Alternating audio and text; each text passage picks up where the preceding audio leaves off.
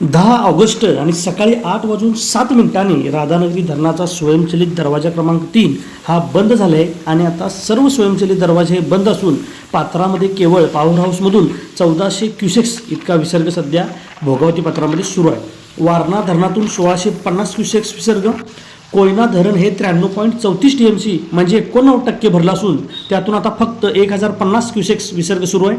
अलमट्टी धरण 120 TMC भरलं असून ते 97.50% भरलेलं आहे आणि त्यातून 42,500 क्युसेक्स इतका विसर्ग आहे। दूधगंगा धरण 86% भरलेलं आहे, तुळशी 98%, पाटगाव 87%, वारणा 89% आणि त्यातून आता फक्त 1650 क्युसेक्स इतका विसर्ग सुरू आहे। आणि सध्या कोल्हापूर जिल्ह्यातील 17 कोल्हापूर पद्धतीचे बंधारे हे पाण्याखाली असून त्याचा तपशील मी व्हिडिओच्या शेवटी देत आहे। आणि एकंदरीतच पावसाचं कमी झालेलं प्रमाण पाहून सर्वच प्रमुख धरणांमधील जो विसर्ग आहे तो आता कमी झालेला आहे।